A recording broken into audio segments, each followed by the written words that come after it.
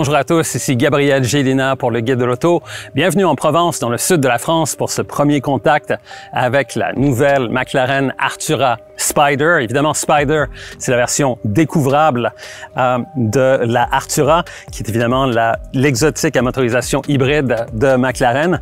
Et ce qui est vraiment remarquable avec cette voiture, c'est que, règle générale, lorsqu'un constructeur fait une voiture décapotable, une version décapotable en fait d'un modèle coupé, on doit ajouter des éléments structuraux à la carrosserie pour compenser pour la perte de toit, pour la rigidité du châssis. Mais ce n'est pas le cas ici, tout simplement parce que la Artura Spider, tout comme les autres McLaren, est élaborée sur une structure monocoque en composite de carbone qui est elle-même très rigide. Donc, les ingénieurs n'ont pas eu à ajouter des éléments structuraux qui vont ajouter en fait du poids à la voiture. Et ça fait en sorte que cette décapotable est la plus légère des exotiques décapotables sur le marché. Elle est même plus légère que certains coupés dans, encore une fois, ce segment des voitures exotiques. Comme toujours, beaucoup d'attention a été portée à l'aérodynamique de la voiture. On remarque ici tout le détail de la carrosserie, les canalisations pour le flot d'air dans les radiateurs ici à l'avant. Même ici, des petites écopes pour faire sortir, évacuer l'air chaud qui provient des roues avant. Même la poignée de porte a été dessinée, conçue de façon à canaliser encore une fois du flot d'air ici à l'arrière de la voiture pour évidemment alimenter le moteur, et à l'arrière également, encore une fois, beaucoup d'écopes et d'ouvertures, tout ça pour extraire toute la chaleur qui a été produite par le moteur. Et encore une fois, un immense diffuseur à l'arrière. Donc, c'est une voiture sur laquelle on a porté une grande attention à l'aérodynamique afin d'optimiser les performances. Alors, en prenant place au volant, évidemment, il s'agit de McLaren, donc il y a plusieurs options sur cette voiture, notamment les sièges baquets ici de type sport. Évidemment, c'est une option.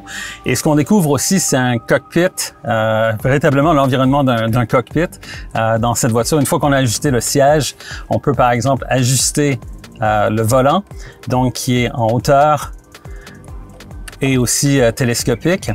Et ce qui est intéressant, comme vous pouvez remarquer, c'est que toute cette unité se déplace avec le volant. Donc, ça nous donne véritablement une très bonne visibilité sur l'écran d'instrumentation qui est juste devant. Et aussi, ce qui est très cool sur les McLaren, comme toujours, c'est que on permet de dissocier les contrôles du moteur et de la boîte de vitesse de ceux de la suspension. Donc ici, tout comme sur la 750S, on a intégré ces nouveaux basculeurs ici qui nous permet justement, celui de droite, de contrôler la motorisation. Donc, on peut choisir la motorisation électrique ou encore le mode confort, le mode sport ou même le mode track pour ce qui est de la réponse du moteur. Et de l'autre côté, du côté gauche, on peut configurer la suspension, encore une fois, sur un mode comme track, sport ou confort. Donc, ça nous permet, le fait que ces deux éléments sont dissociés l'un de l'autre, ça nous permet par exemple d'adopter des réglages les plus sportifs pour ce qui est du moteur, de la boîte de vitesse, tout en conservant une certaine souplesse avec les suspensions lorsque la route est un peu dégradée, ici en laissant la suspension en mode confort. Donc, ça permet véritablement de bien paramétrer chacun des systèmes exactement comme on le souhaite. Et aussi, ce qu'on remarque ici, bon, évidemment, un petit écran qui n'est pas très grand, l'écran central ici. C'est peut-être la grosse faiblesse de cette voiture, le fait que pour ce qui est de la connectivité de l'écran, c'est pas aussi au point que certains autres modèles. Par exemple, pour avoir Apple CarPlay ou Android Auto, il faut obligatoirement connecter son téléphone au moyen d'un câble. Donc, il n'y a pas de connexion sans fil pour ces deux fonctionnalités. Ça, c'est un peu dommage. Mais pour le reste, c'est véritablement une machine de performance. Et c'est un environnement qui est très, encore une fois, je dirais pas spartiate, mais très dépouillé et qui sied bien quand même au caractère de cette voiture. Alors en ce moment, on est au volant de la Artura Spider, mais avec le toit en place. Et vous remarquez peut-être que la couleur bleutée ici sur ce panneau de verre, c'est évidemment parce qu'il s'agit d'un toit électrochromique. Donc si j'appuie sur ce bouton ici, vous allez voir évidemment que le toit devient tout à fait transparent, donc un peu plus exposé aux rayons du soleil.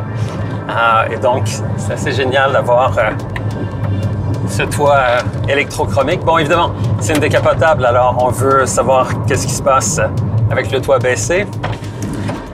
Alors, l'opération pour retirer le toit prend 11 secondes. Il faut évidemment rouler à moins de 50 km/h.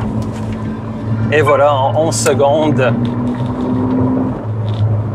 par le biais de 8 moteurs électriques, on fait toute cette dynamique, ce petit balai mécanique là, qui nous permet de découvrir la voiture. On peut aussi baisser ou relever la petite lunette arrière ici au moyen de ce bouton. Et lorsque l'on roule comme ça à toit découvert, avec les vitres remontées, aussi la vitre arrière, on est vraiment très bien protégé du refoulement d'air dans l'habitacle. La Artura Spider est animée par un moteur V6 3 litres double turbo. Évidemment, il y a un moteur électrique. La puissance totale de la motorisation, c'est 690 chevaux. Et aussi, parmi les améliorations qui ont été apportées à cette voiture, la réponse du moteur entre 4000 et 8500 tours a été améliorée. On le sent très bien. Et aussi, la boîte de vitesse, les rapports passent 25% plus vite. Donc, tout ça, ça donne une voiture qui est vraiment très agréable à conduire. Évidemment, avec les paliers de changement de vitesse au volant, on peut véritablement profiter pleinement de toute la performance de cette motorisation. Et ce qui est vraiment cool sur les McLaren, c'est que ces paliers de changement de vitesse ne sont pas indépendants l'un de l'autre, ils sont sur le même axe. En fait, ils pivotent. Et donc, de ce côté-là, on a un très bon feeling tactile lorsqu'on change les rapports ici au volant. Un véritable plaisir.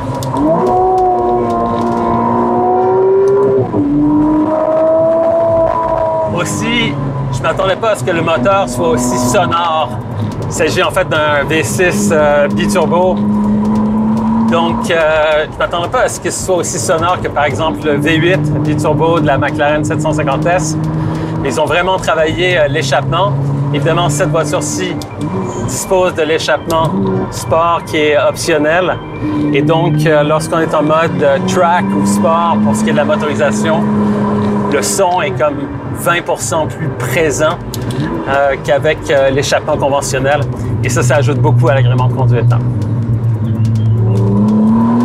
Pour ce qui est des liaisons au sol, les ingénieurs de McLaren ont aussi travaillé sur les amortisseurs de cette voiture et tout le système Proactive Damping Control. Et donc, la réaction des amortisseurs et de ce système est comme 90% plus rapide qu'avant. Et on sent vraiment une grosse différence quand on choisit les réglages, soit confort, sport ou même track, pour ce qui est des suspensions, pour ce qui est de la dynamique. Il y a une grosse différence. Évidemment, le mode track, c'est vraiment des suspensions qui sont très, très fermes. Et donc, de ce côté-là, ici, sur ces petites routes sinueuses, c'est préférable d'adopter le mode sport ou le mode confort avec des suspensions qui sont un peu moins fermes et qui composent un peu mieux avec le revêtement. Des freins très puissants aussi, comme toujours, chez McLaren.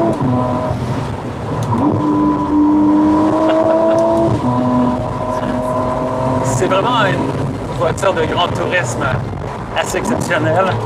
En fait, je dirais pas grand tourisme, c'est véritablement une exotique.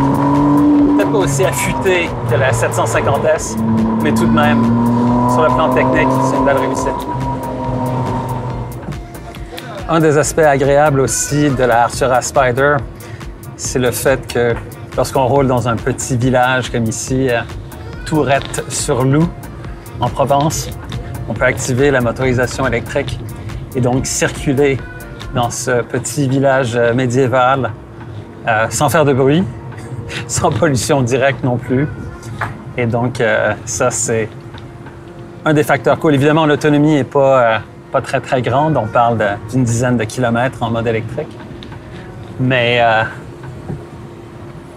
toujours agréable de pouvoir aussi comme circuler doucement en mode électrique dans un petit village de campagne. Alors, le prix de départ de la McLaren Artura Spider, c'est 338 900 $ canadiens.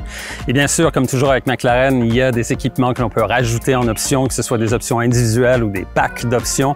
Et donc, tout ça va faire en sorte que le prix de la voiture va augmenter assez fortement.